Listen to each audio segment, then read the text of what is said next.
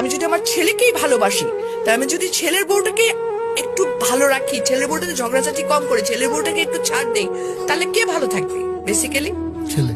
Yes, এই জিনিসটা মাদের মাথায় ঢুকাইতে হবে যে আমি আমার ছেলের বউকে আমার ছেলের হ্যাপিনেসের জন্য ছাড় দিব। সত্যিকার অর্থে যদি আমি বলবো, একটা ছেলের বিয়ে দেওয়ার পর সংসারটাকে হ্যাপি করার ক্ষেত্রে 80% ক্ষেত্রে একটা শাশুড়ির ভূমিকা অনেক, মানে ছেলের মা। ডেফিনেটলি কোনো কোনো জায়গায় ছেলে বউ খারাপ আছে, কিন্তু exceptional cannot be an example. বেশিরভাগ শাশুড়ি কিন্তু বেশি আমার দখলদারিত্ব মনোবৃত্তিতে চলে যান।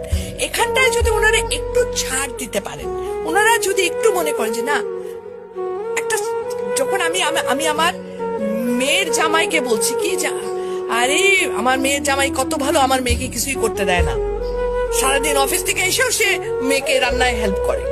আর ছেলের ব্যাপার হলে তখন আমরা বলতো কি ছেলের বউ আজকে সারাদিন ঘুমায় থাকে, আমার পোলা আসে রান্না করে খাওয়ায়।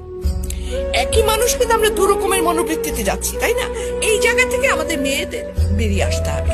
ছেলে, আমরা মেয়ের জামাই আসলে পোলাও কোরমার অভাব রাখি না, আর যখন ছেলের বউ তার 1/4 তো আমরা দেই না, ছেলে বউকে বলি এত নেলস তো ভালো না, আমিও তো বলছিলাম, আমি তো এত খাইতাম না। সিরিয়াসলি, কিন্তু ইট হ্যাপেন্স। হ্যাঁ, কিন্তু মেয়ের জামার জন্য পোলাও কোরমা করতে যদি টাকা না থাকে, আমি ঋণ করে নিয়ে এসো খাওয়াবো। রিজনটা কি? রিজনটা আমি চাই